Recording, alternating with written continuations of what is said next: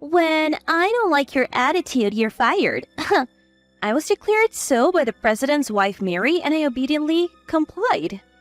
However, quitting my job would put me in a financial bind. That's when a brilliant idea struck me. Are you sure about this? Mary mocked me as I said that. After returning home, I immediately scheduled a meeting with a rival company. And as a result of joining the rival company as a top salesperson, I made a comeback. I'm Paula, 35 years old. I'm not married and don't have children. I have a boyfriend, but I don't plan on marrying him. We live together but manage our finances separately. I work in sales at my company. I was deeply captivated by sales as soon as I joined. I believe I have a fair amount of sales talent. This confidence started with the Rookie of the Year award in my first year. Since then, I've consistently been the top performer, surpassing all my peers. I maintain the best record in the company and no one has yet surpassed my past achievements. My status in the company has significantly changed over time. Now recognized by the president, I'm invited to important meetings to share my opinions. I'm proud of that. One day, I heard the president got married. She was 17 years younger than the president and apparently used to be an actress. Her name is Mary. I thought I might have seen her on TV. The president seemed completely smitten with Mary. I immediately conveyed my congratulations to him. He was pleased and invited me to their wedding. Mary looked confident and admirable at the wedding, but after she joined the company, my impression of her changed drastically. She started acting as she pleased, using the president's name as a shield. Mary joined the company last month. The president appointed me to mentor Mary in the techniques I knew. In other words, I became Mary's supervisor. He wanted to make her vice president and valued my contribution to the company. I was nervous about this sudden responsibility, but also felt recognized. On Mary's first day, I introduced her to my clients after a polite introduction. Her demeanor was perfect, fitting for an actress. I thought she might be a great asset, but that impression quickly faded. I don't want to go to sales anymore. What? She said this a week into the job.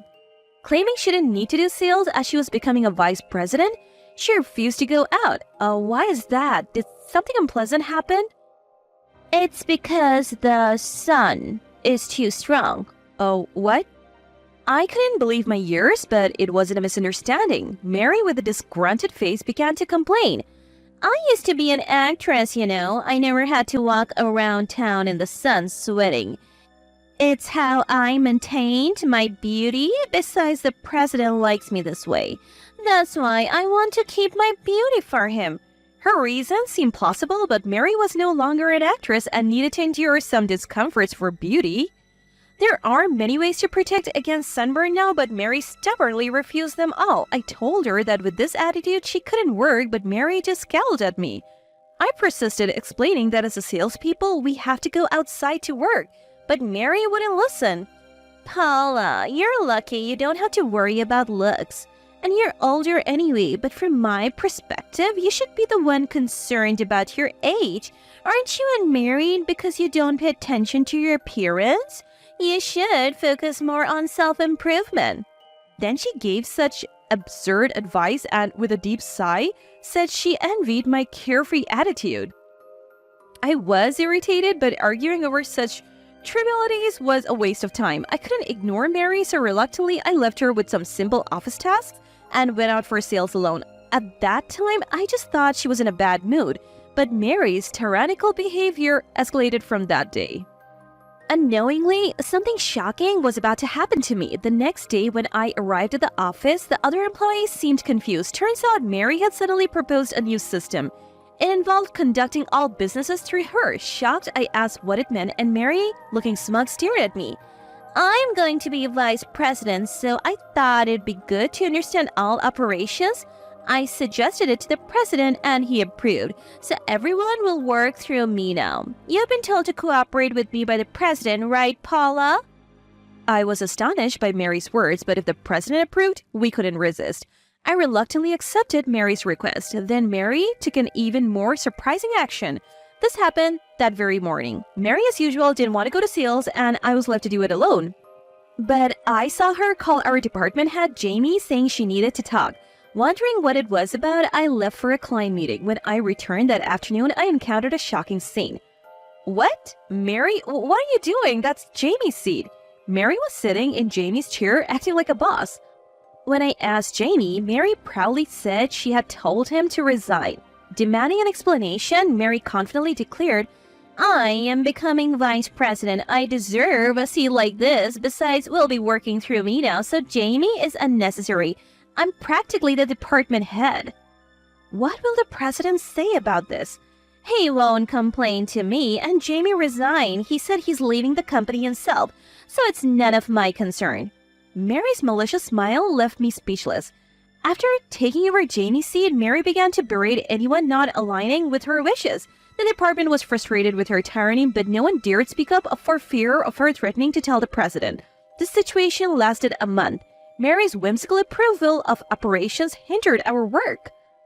Her mood dictated whether things went smoothly or not, and she often dumped the hassle on me. I ended up with extra work, unable to spend time with clients as before.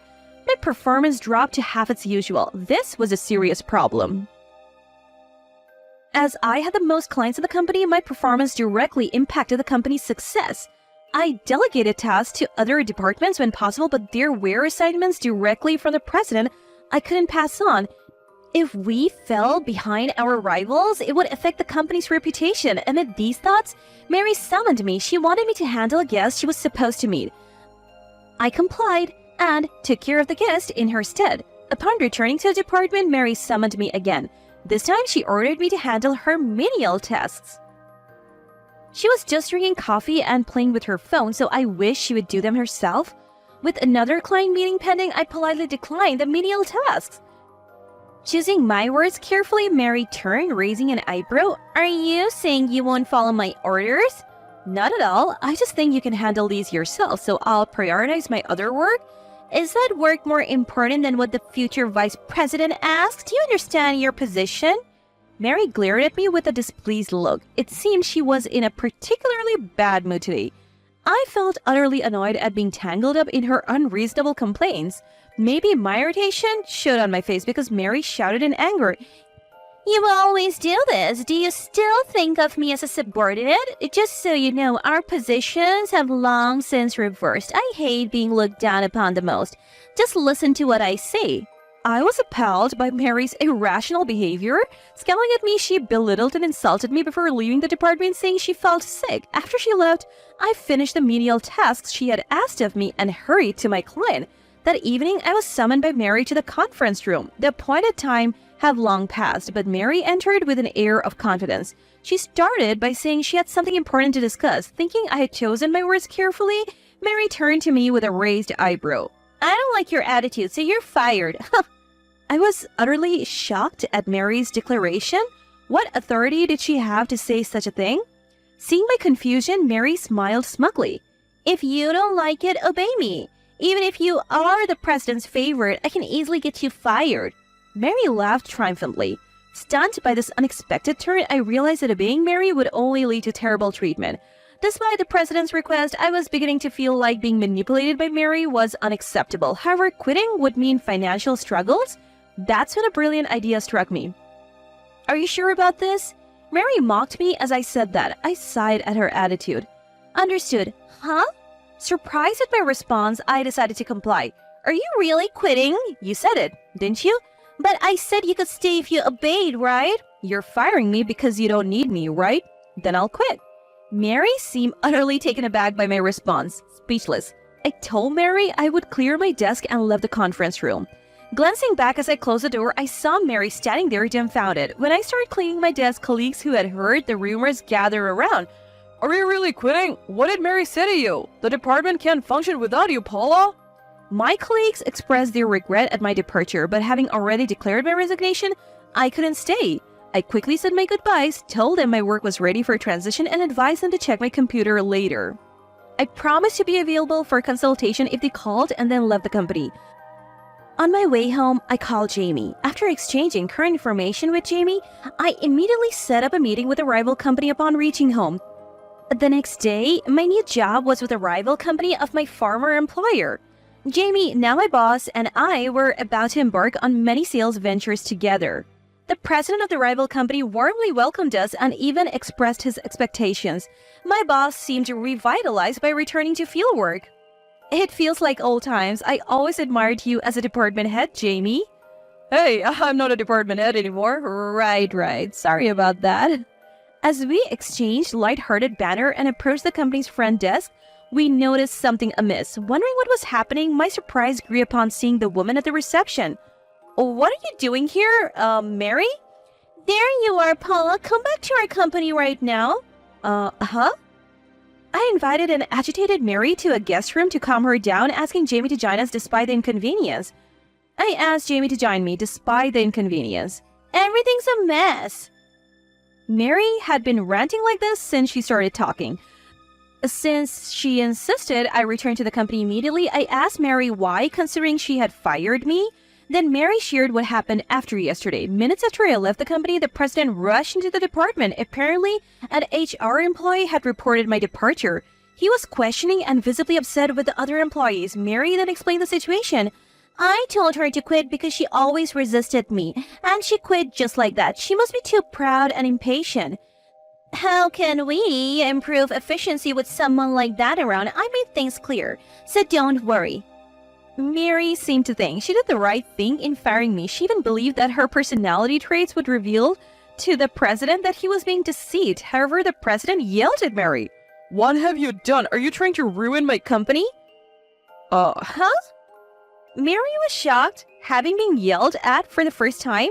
She had never been scolded before, no matter what she did. She confronted the president, suspecting him of infidelity. The president scolded Mary. He elaborated on how much I contributed to the company and declared he wouldn't let her be involved in business matters anymore for pushing out a valuable employee. Wait, aren't you going to make me vice president? Why would I make someone who doesn't listen to others and acts unilaterally on important matters a vice president? I was happy Mary took an interest in the company. I wanted her to learn skills from Paula, but why did she do this? The president was distressed, holding his head. He even heard that I joined a rival company and was despairing that his company would now fall behind significantly. Unaware of my vital role, Mary was held responsible for letting me go. Mary was furious, but the president's anger was even more intense. He apologized to all employees present, tears in his eyes. The employee said it's not the president's fault and blamed Mary. Still, the president felt responsible, saying it would be his fault if the company failed because Mary was his family. The situation was calmed by the president's secretary. The secretary hastily approached and managed to take the president away for the moment. Although the secretary reassured him that the company wouldn't collapse so easily, the president seemed anxious, worried that a rapid decline in performance would lead to a loss of trust and the company's inability to function. I did it for the best. Now he even said he'll divorce me. If you return to the company, I won't have to get divorced. So come back right now. Hearing this, I exchanged glances with Jamie, who was beside me. Then I denied her request, stating it was impossible. To Mary's howling question of why, I explained that we had our positions in this company to consider. Just because you have transferred, what position do you think you have? An ordinary employee acting all high and mighty? Just come back. Annoyed by Mary's words, we decided to enlighten her about our current positions. Unfortunately, I am now a division head at this company. My boss here, who was a department head at your place, is now an executive officer here. We're not in positions to be easily discarded. Hearing this, Mary gasped in disbelief, looking at us. What do you mean? How can you be in management positions just after transferring? We are listed as transfers, but in reality, we were headhunted. What? We had offers for a long time, but we declined because of our gratitude to your company. However, after you came and we were dismissed, we lost our place. We approached this company's president, and as a result, we were welcomed with great treatment. Mary was dumbfounded at my calm explanation. Jamie and I looked at her coldly. That's why we can't and won't return. You should face your own responsibilities instead of staying here. How can you abandon me? You abandoned us first. Mary turned pale, shocked by my words. Seeing her face, I felt slightly relieved. After being treated so badly and overworked, it seemed fair to be a bit harsh. Unsatisfied, Mary leaned towards me, trying to intimidate. Why refuse when I'm telling you to come back? You owe my husband's company, don't you? The president is competent. He can maintain performance even without us. We do feel in debt to him, but you took away the chance to repay that debt. But... Thinking her pleas wouldn't sway me, Mary turned to Jamie, but Jamie, like me, firmly refused to return. Mary persisted, offering good positions in her company, but we steadfastly declined. The president of the rival company who took us in when we were lost is our benefactor now. We regretted leaving our former president but decided to repay our new company's kindness with results. So please take responsibility for what just happened. That's how you show sincerity to the president. No, I don't want a divorce. Since you said I can return, can't you stop the divorce? You are my subordinate, so you should take responsibility, right? Haven't you said our positions have long reversed? That was just in the heat of the moment. Mary faltered in her words. I sarcastically told her it would be nice if you could handle it with the vice president's authority. Mary's face twisted in frustration at my words. Finally exasperated with Mary's refusal to leave, we called security. We asked her to leave with the guards. After all, it was her fault and she should stop avoiding it and decide her future with the president. You have ruined my life. Cornered, Mary tried to blame me for everything. Her irresponsibility was almost refreshing. I told her she could hold a grudge if she wanted, but to never involve me again. Afterward, Mary got divorced. Being a former actress, her story even made it to the tabloids. Her irresponsible and aggressive behavior was heightened, and she was labeled as a villainess trying to take over the company. Once a glamorous former actress, Mary was now viewed with disdain. After the story broke, she was constantly pursued by reporters. She became depressed, always suspected of all intentions in every action and word. Rumors said she would soon go abroad, unlikely to return until things cooled down. Meanwhile, I was significantly boosting performance at my new company with Jamie. Our true skills shone in the field, not just because of our positions. I actually pursued sales opportunities while simultaneously developing a system to fulfill my role efficiently. As a result, the company's management improved and continued to ascend. The president was pleased, and I was satisfied with my new life stage. My former company, just as I believe, recovered from its temporary slump. Thanks to being seen as a victim, its performance improved remarkably. The president was truly capable. Now we are good rivals competing with each other.